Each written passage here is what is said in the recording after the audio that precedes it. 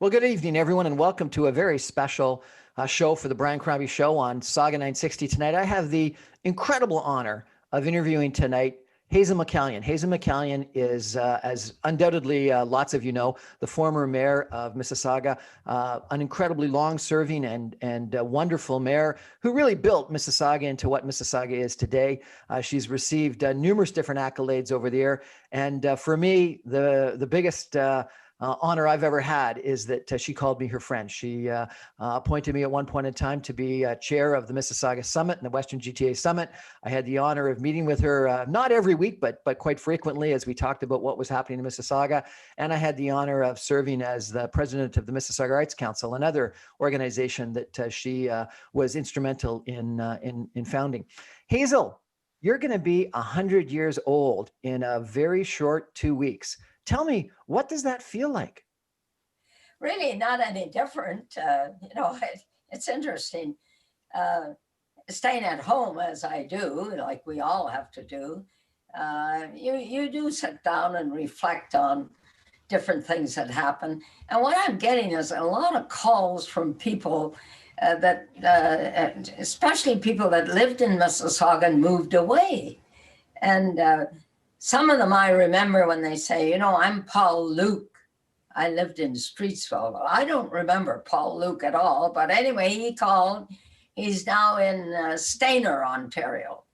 And I don't know what he heard, but he said, I had to call you. You'll soon be 100, he said. And that's the type of calls I'm getting from people that have lived in Mississauga and Streetsville and have moved away. And now they're thinking, oh, gee, Hazel's going to be 100. Well, so it's a pretty illustrious milestone for you. There's no question about it. Hazel, let's go back a little bit if I could. You grew up in the Gaspé, is that correct? That's right, Port Daniel on the Gaspé Coast. In fact, I have a letter from the mayor of Port Daniel in the book that the Trillium Hospital is producing. It's coming out on February the 12th. And were you French speaking when you were born and grew up? No, I had a French name, Journeau, but French Huguenots from, my grandfather came from the Jersey Islands. We were kicked out of France. We were Protestants, kicked out of France for our religion. Many, how many years ago? Way, way back. And a lot of them settled on Guernsey and Jersey. And, but my grandfather never spoke French. My dad never spoke French. My brothers and sisters spoke French, but I didn't stay on the Gaspé Coast that long. So, and I grew up with French kids that all spoke English then. Right. They were allowed to speak English. And when was it you moved from the Gaspé to Ontario? I moved to Ontario in 1942. The company I worked for, Canadian Kellogg, engineers and contractors in the petrochemical field, were awarded the wartime project to build a synthetic rubber plant at Sarnia. And they insisted that we had to have an office in Toronto. And so the boss said to me, will you come to Toronto and help me set up an office? So that's how I got up here in 1942. Then when the contract was completed, they said, do you want to go back to Montreal? And they left me in charge of the office. I said, no, I want to stay in Toronto. As I joined St. Michael All Angels Anglican Church on St. Clair Avenue and got involved in the young people's, and I felt at home in Toronto. And as a result, they transferred the head office from Montreal to Toronto so I could continue to represent them. Now, one of the things that I understand you did a lot of in your teenage years and young adulthood was hockey. Tell us about your career with hockey. How did it start? Well, it started on the Gaspé Coast, of course. We had a female league on the Gaspé Coast. My two sisters played hockey, and I played hockey. And we exchanged visits between the different locations on the coast by train, by the way, because the roads were not open in those days. And then when I went to Montreal after graduating from Quebec High School to take my business course in Montreal, I heard about a female hockey league. So I got in touch with them and said, I was interested. So they gave me a tryout. They seemed to think I was doing a pretty good job. So I was engaged by the team known as the Kick team. That was the Kick Cola at the time, sponsored the team. So I was paid $5 a game. $5 whole dollars a game. $5 for $5 a game. What position did you play? That's where my center. Center. I can imagine you were probably the striker, the person that scored the goals. I was too small to be a defenseman. No, I was kind of fast on my skates, so I played center for them. I don't know why I find it completely unsurprising that you were the fast one. So tell me about how many years did you play? Oh, I played from 40. I just played 41 and part of 42 before I moved to Toronto. When I moved to Toronto, there was no hockey league that I knew of in Toronto. So therefore my days of playing hockey sort of ended there. And of course, with the war contract from 1942 to 46, I was working on a war contract that had the highest priority in Canada, and that was to build a synthetic rubber plant at Sarnia, because the natural rubber supply had been cut off by the enemy. And no, we had a high priority. So it was interesting. And I understand that you were the one that everyone trusted to make sure that the numbers all added up. Oh, yeah, I was the office manager. And I used to have to fly down to New York to convince them to take the budget down to New York to these very highfalutin people at the head office of M.W. Kellogg, New York. We were the Canadian branch of M.W. Kellogg, New York. And convinced them that we needed the money. I didn't have much trouble. I always got it. I can imagine you did. We're chatting with former Mayor Hazel McCallion. 2 weeks from now, she's going to become 100 years old. And we're just chatting about her life. We're going to take a break for some messages and come back more with Hazel in just a minute. Stay with us.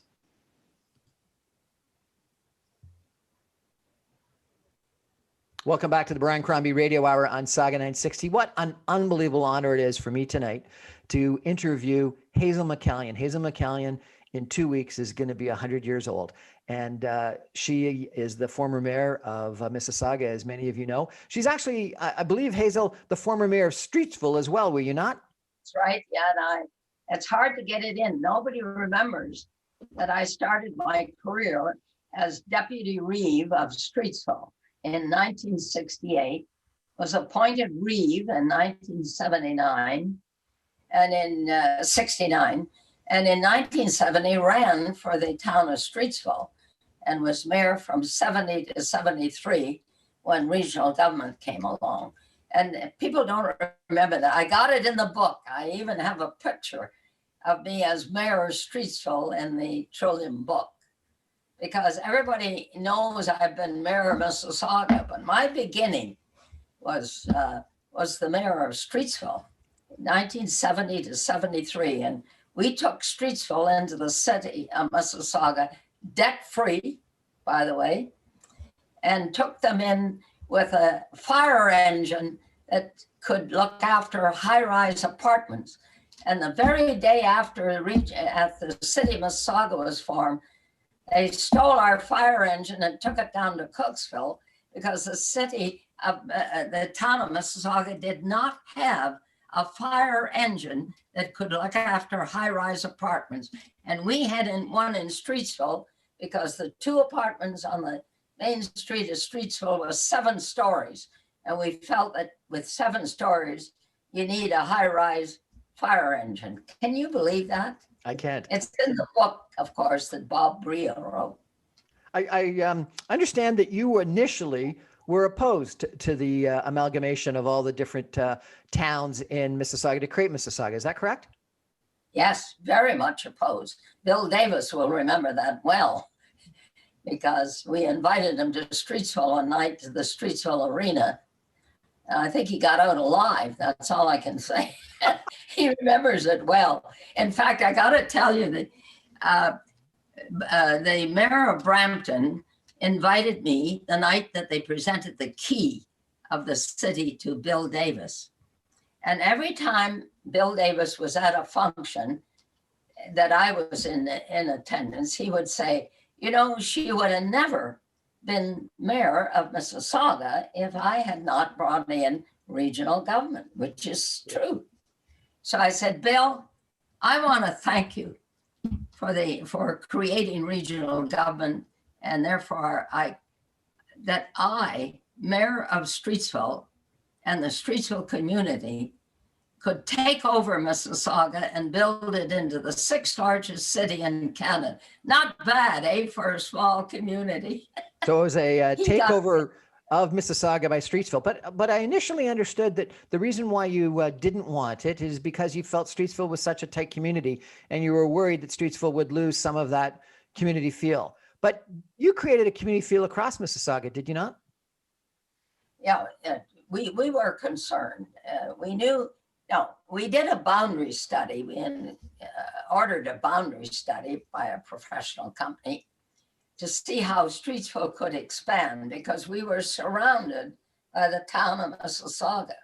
And we knew we could not exist financially, etc., based on the present land that we occupied. But the province wouldn't go for it. We wanted to expand. I remember well, and I'll tell you this, Joe, Chrysler plant was built in Mississauga, the parts department plant up on Mississauga Road. It was built in the town of Mississauga on the west side of Mississauga Road. And Streetsville Streetsville is on the east side. They built the plant, but town of Mississauga forgot they had no water supply. So the president of Chrysler approached me and said, is there any way that Streetsville could supply water to us? Which we did, because as far as we were concerned, the Chrysler plant was a great asset to Streetsville, even though it was in the town of Mississauga. I met him a few years later, in which he helped me get a Lebanese, get his landed residence status renewed.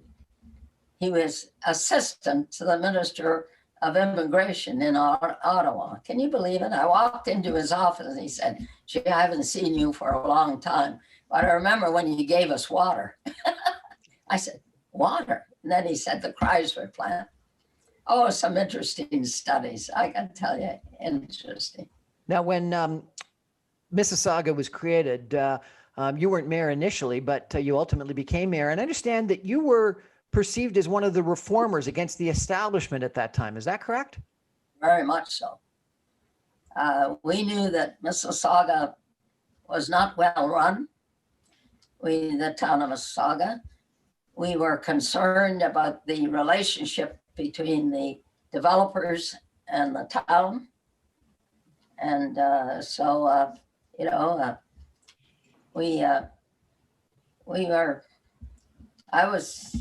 sat there, I remember sitting from 1974 to 77 as a counselor. And then I said, I can't make the changes, obviously, that has to be made, because the rest of the town of Mississauga councillors were not prepared to accept it. So I said, well, I'm either going to go up as mayor or I'm going to go out, one or the other.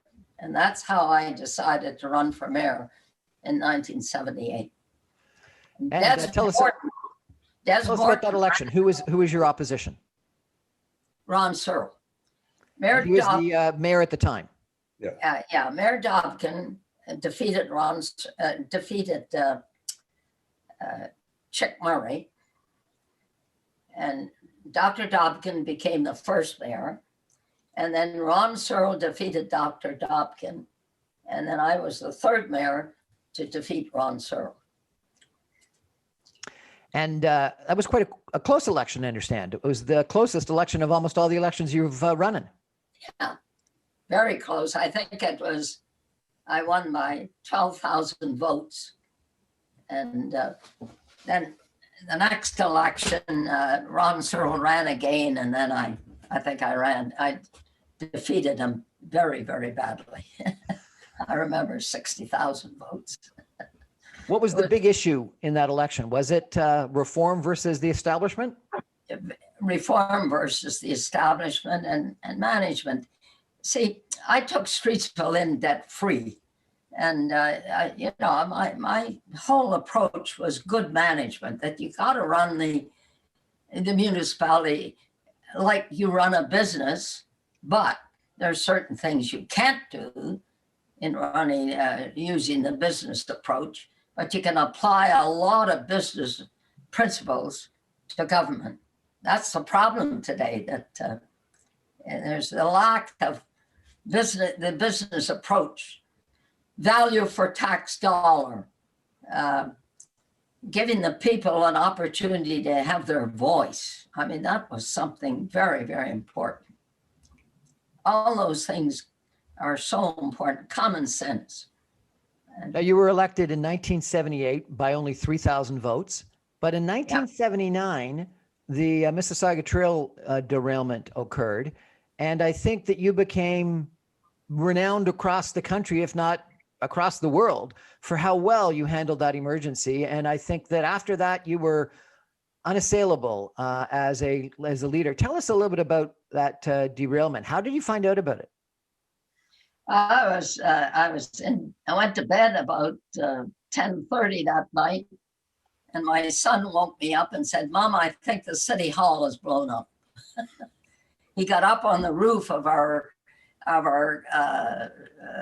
house. We lived on Britannia Road at that time. And he said, "Oh, the flames, the fire, etc." So anyway, in about 10 or 15 minutes, Gord Bentley, who was our fire chief, was our fire chief in Streetsville, and he took over the head of the fire department in Mississauga when we amalgamated. He called me and said, "There's a big derailment at Mavis Road." He said, the police have evacuated all the people within a major distance of Mavis Road in their night clothes. And Square One opened up to take them. And so the police wouldn't even let them get dressed. They said, "You got to get out, out you go." And their buses were there to take them to Square One. So I went down to Square One where the people were. It wasn't necessary for me to go to the site of the incident because the police and fire would be looking after that, as capable as they are. And I talked to the people. They were there in their night clothes. They left without their prescriptions. So drugstores had to open up to fill their prescriptions of people. Babes in arms, no feeding.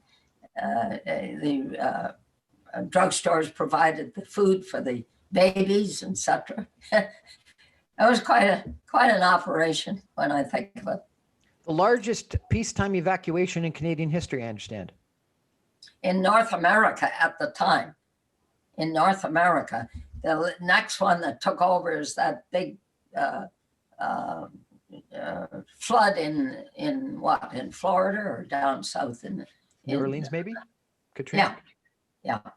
That was the next large. We were the largest evacuation, 230,000 people. 230,000 people? Yeah. Gosh, that sounds like the whole population of Mississauga. Well, no, and we didn't evacuate Streetsville or Malton. And how long were people out of their homes? Pardon? How long were people out of their homes? Well, some of them were out for a week. And we let them back gradually based on the chlorine emitted from the hole in the chlorine tank, because chlorine is deadly. Yep. And, our fire department checked every valley to see if there was any chlorine in the valleys, because when the propane tank hit the chlorine tank, it created a huge hole. And thank God it did in one way, because, or one way, there was some advantage to it, because I forget how many tons of chlorine went up in the air. And then they were concerned as to where it would come down. So the fire department checked every valley anywhere near Mavis Road for any chlorine. People were really worried. People were fearful. People were concerned. And your leadership really gave people confidence. People felt comfortable that that you were in charge and that you would get them those prescriptions and that you would shepherd them through this emergency. What did you feel like? Were you scared, or how did you feel as a leader during that time period? Well, first of all, I never went to bed for 3 nights. In fact, my son got all worried and came down to find out how I was.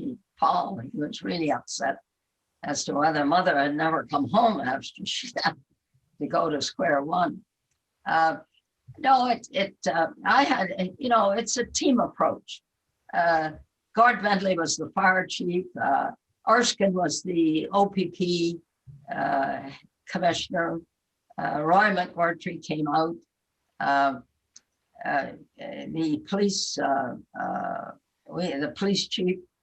It was a team approach.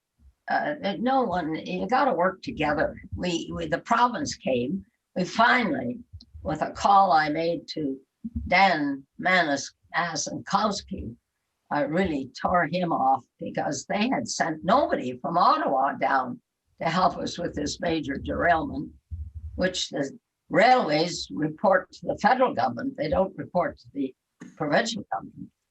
But anyway, it was a team approach. There's a picture in the book of Gord Bentley, Erskine, the fire chief, the police chief, etc. Because we worked together. And one of the successes of the derailment was communication with the people. We kept them fully informed. We held back nothing. We told them exactly what was happening, what the dangers were, and what we were doing.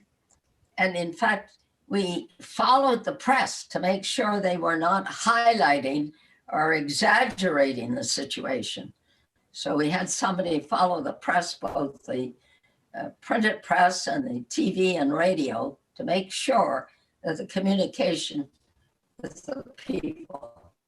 That's one thing with this pandemic that I'm extremely disappointed, is the communication. They've completely depended on TV to communicate with the people.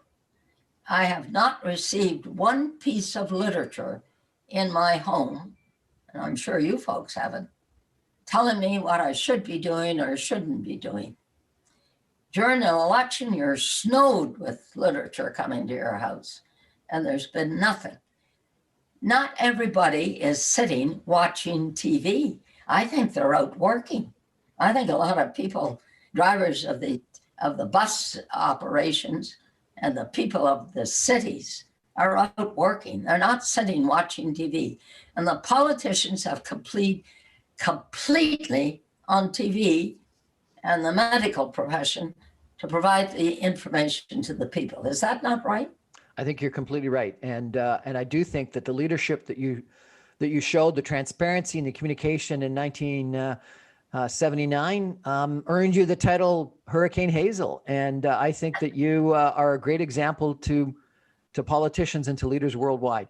We're chatting tonight with Hazel McCallion, the former mayor of Mississauga, who's turning 100 in 14 days. We're going to take a break for some messages and come back more with Hazel in just a minute. Stay with us.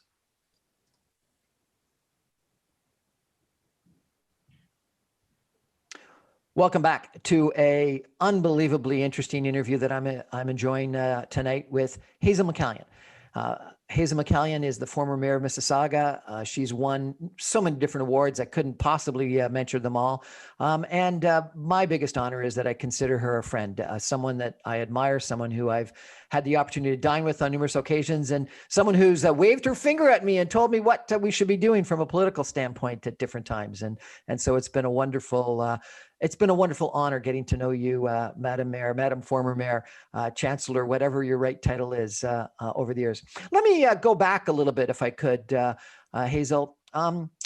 You told us earlier that getting involved in the Anglican youth organization was important to you. I understand faith is very important to you, and I understand you met your husband through that organization. Tell us a little bit about that part of your life, if you could. I go back to my hometown on the Gaspé Coast, in which my mother was the organist in the St. James Anglican Church, and I went to church with her every Sunday. So therefore, when I went away to Montreal, I looked to connect with the church, and I boarded at 9 Côte St. Edward Road, and Christchurch Anglican Church was just up the road. So I joined it. But later on, I went to, when I got to Toronto, I joined St. Michael All Angels Church, which exists now on St. Clair Avenue.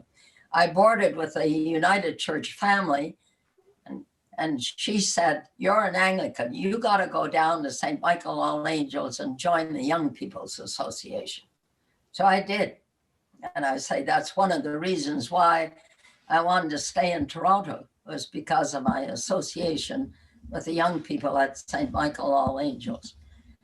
And then I got involved in the AYPA, and then finally ended up as the first female national president of the AYPA. So my church has been, the Anglican Church has been very much a part of my life.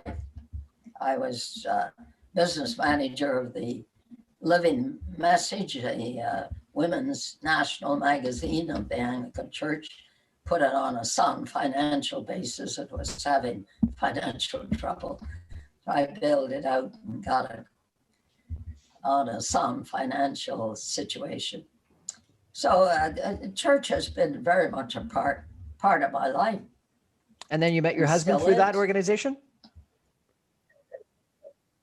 I met my husband through the AYPA. And, you know, as I travel across Canada as mayor, you can't imagine the number of people that would come up to me at meetings I'd attend and say, "You know, I remember you. You were the national president of the AYPA, and I belonged to a certain church." It was a wonderful experience. Tell us about your marriage. When did you get married? How long were you married? We were married in 1951, and we were married for 44 years before Sam passed away. Where was your first date?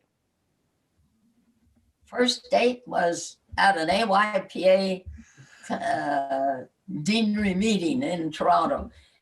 All the AYPAs of the different Anglican churches in Toronto got together, and that's where I met Sam. And before I left for Oslo, Norway, to the Second World Conference of Christian Youth, I always joked about it. I asked him to buy me a camera, Kodak 35. So he bought me a camera, and I paid him for it. Then he owned it later in 1951. When we got married, I said, "Well, here's the camera I paid you for, now you own it." Where did he propose? Or did you propose? No, he proposed. Well, we met in the AYPA, so we were at many meetings together. And then he used to come and visit me at the place I boarded at the Clark family. They adopted him because they thought he was such a nice guy. And so I can't remember our first date, but I'm sure it would have been at an AYPA meeting, because we couldn't afford to buy lunches or dinners in those days. Where did you get married? People had no money. Pardon? Where did you get married? 51 at St. Michael All Angels Church. Yeah. And he was a printer, I understand. Yeah. Well, he was a photographer first. And then he started working for a printing ink company in Toronto, and I worked for Canadian Kellogg. We drove to Toronto together. And then he decided to set up, he learned a lot about the printing industry with the company. So he started to set up a printing company. And the first press he bought, he operated it from our home, if you can imagine. It was not a big press, of course. And he operated it in one of the rooms. And then we built the plant on Faulkner Drive, 24 Faulkner Drive. Hazel, you've been a pioneer for females in business and in politics and in hockey. You were an office manager at a very young age. You told me just now that you were very involved in the Anglican youth organizations, a president of those organizations as a female. You were a female mayor of both Streetsville and as of Mississauga. How did you all do that generations before it became, we just this past year had the first female vice president of the United States elected. How did you do that? Well, I never had trouble working with male people, with men. It was the two past presidents of the AYPA that decided, with the work that I had done as a member of the executive, that I should become president. It was two men that decided that. They felt, she's got it, she could do it. And that's the way it went along, and I've never had any trouble working with men. People say, well, why? I said, well, I don't know. I respect them, but I also want to know that they better respect me as a woman, that I can do anything they can do. And so I think it's confidence in yourself. Confidence in yourself and respecting each other. And respect for each other. I mean, two men made me arrange for me to be the president of the Anglican Young People's Association. Des Morton was the one decided that I should be mayor of Mississauga. He was my campaign manager, and he's a very, very dominant NDPer. Of course, the committee that helped me get elected mayor of Mississauga, there was a Liberal, a Conservative, and Des Morton as chairman. You've been able to bridge different political spectrum for a long period of time. I think most people have described you as a fiscal conservative, but I was actually in the box at the provincial leadership where you were endorsed Kathleen Wynne. Tell me about your politics. Well, my husband always described it. I thought it was cute. He said, she's basically conservative with a liberal point of view, a great social conscience, and looking for a lot of reform in government. Fiscal conservatism has been one of your points. You've talked on numerous occasions about balancing the budget, debt-free, et cetera. And Mississauga for a long period of time was debt-free, and you prided yourself on that. Why was that so important? Well, I came up the hard way. I was a depression kid. I came up the hard way, and my parents taught me the value of money. They had none. They couldn't send me to college or university. And my two sisters put me through high school in my business course. One was a teacher and one was a nurse attendant. And they paid for me to go to high school in Quebec City. They paid for my business course in Montreal. And then I started to work. I got $12 a week, paid $8 board, $2 for transportation, and I put $2 away in the bank. I learned that money, that you have to work hard to acquire it, but you better also, I've said, and I'm sure, Brian, you've heard me say, and Ron, that I spend the taxpayers' money like I spend my own, which is seldom. And Seldom. therefore, you know, you got to value the dollar. I couldn't phone home and when I was in Montreal and say, Mom and Dad, can you send me some money? They had none to send me. So you struggle on your own, and you got to make it on your own. I didn't have, as I say, a college. I couldn't go to university. So I decided, well, I'm going to make it on my own. And it can be accomplished. In the past, but it's determination, hard work,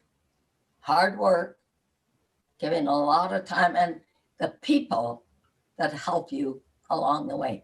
I had 2 teeth broken off when I played this silly sport at school. The lady I boarded with wanted to have my teeth fixed. And I said, I don't have any money. I only have money to pay. She paid to have my teeth fixed. And I paid her back $2 a week. You know, those are the things, the people that help you along the way. You don't do it alone. You don't accomplish anything alone. It's the people along the way that help you. And I think back on the bosses I had that said, oh, I remember when my boss called me and said, you're going down to New York with the budget. And I said, me? He said, yes. New York, the head office of N.W. Kellogg was surprised when I showed up with the budget. You've attracted some very impressive people to help you along the way. You know, I think about the Mayor's Gala committees and your campaign committees and the Arts Council. What do you think it is that has attracted so many strong people to support you over the years and help you out? Because I respect them and I appreciate their contribution. I value their contribution. As I say, starting back, as I said, with my 2 sisters helping me, I could have never done it alone. I don't know how I could have done it alone, but they were earning money and they donated the money to help their baby sister get on their way. So you got to realize that people, you got to respect people, and you got to know that there are people there that have good advice, and they want to help you, and you have to appreciate that. Don't say, oh, I don't need this, I don't need help, I don't need advice, I don't need anything. You can't do that. You got to depend on people. I depended on my family, and through all my years in politics, I've depended on people. It's people. It's all about people. We're chatting with Hazel McCallion, the former mayor of Mississauga, and in 14 days, she's going to be 100 years old. We're going to take a break and come back with some concluding comments in just a minute. Stay with us.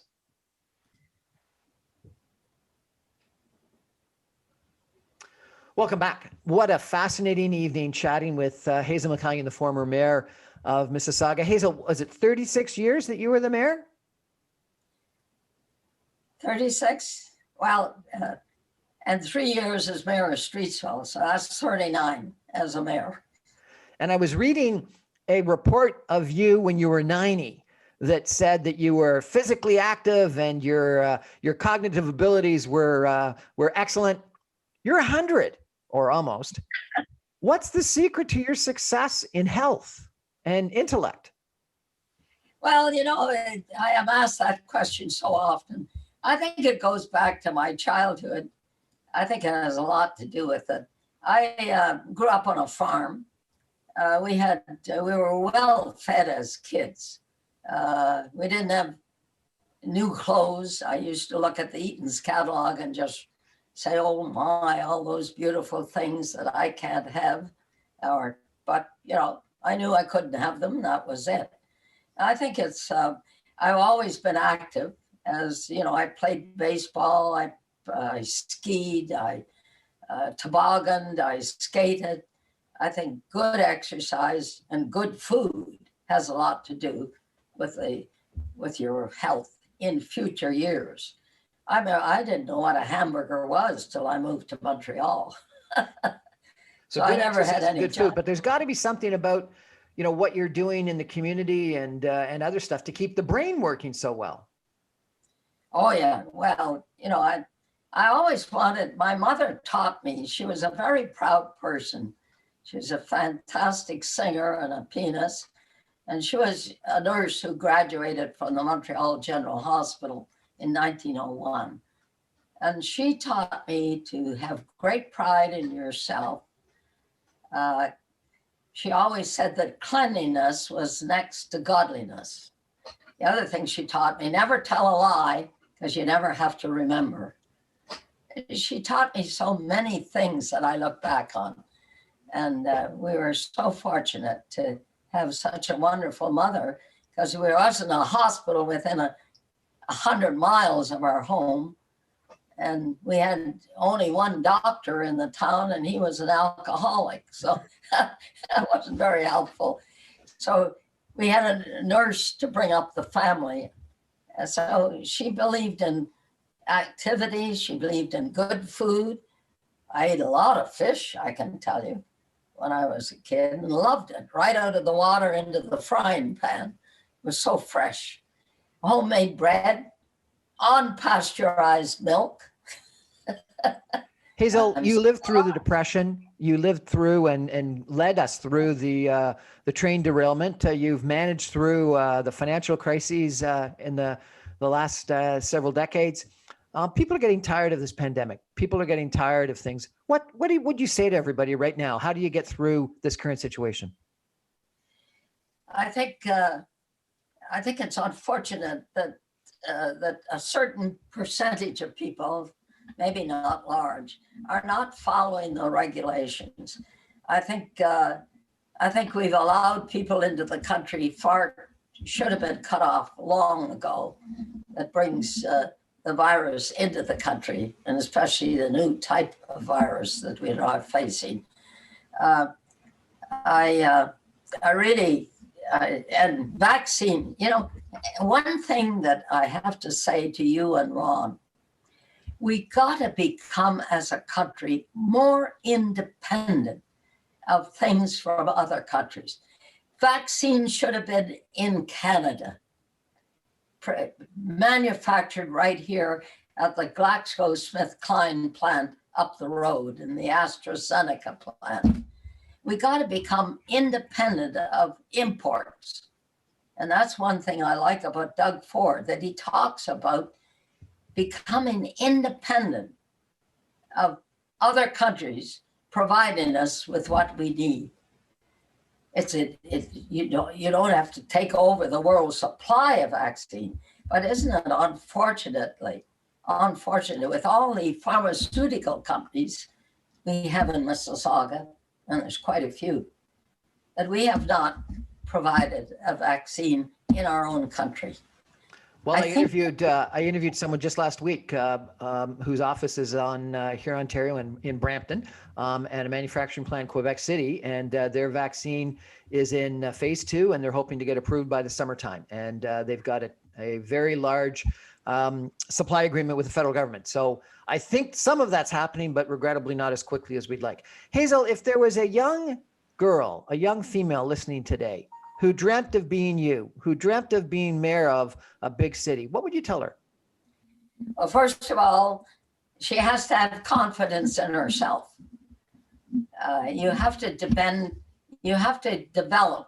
that you have the confidence in yourself that you can accomplish things. And then you have to set your mind on making those accomplishments happen. That means hard work, focusing on whatever your vision is and what you want to be, and go for it, just like the Olympians do. I mean, they determine they want to win the gold medal. So they therefore decide, what is the program? How do we accomplish this? And you got to do it in your own mind. And then you go for it. Simple as that. Confidence, number one. And you've spoken several times about people and how critical people are. You've also talked about faith and how faith was so important to you. Anything else you can tell us?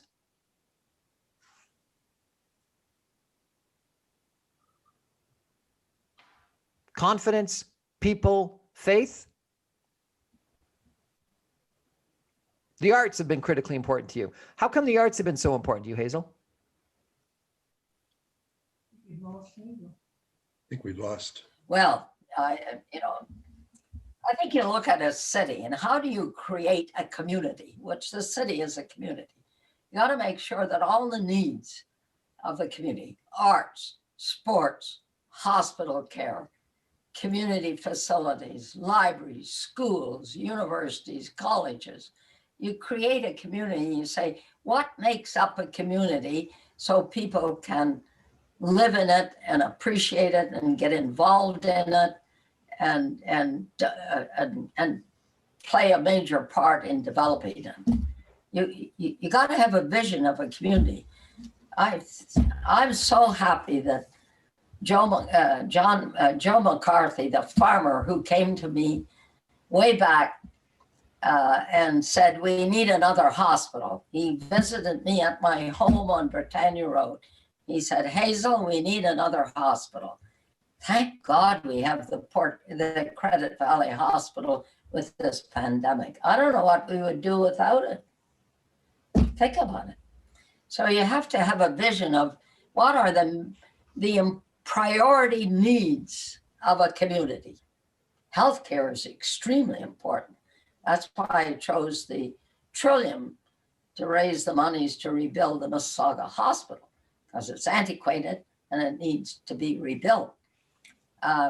So you create a vision of what is a community, what are the needs of the community for people to be able to live in it, businesses to operate in it, and organizations to play a major part in making it happen, which organizations in our city have played a major part.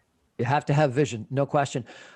One of the accolades you're going to undoubtedly on your 100th birthday get numerous is going to be the Mississauga Arts Council is going to have a special tribute to you.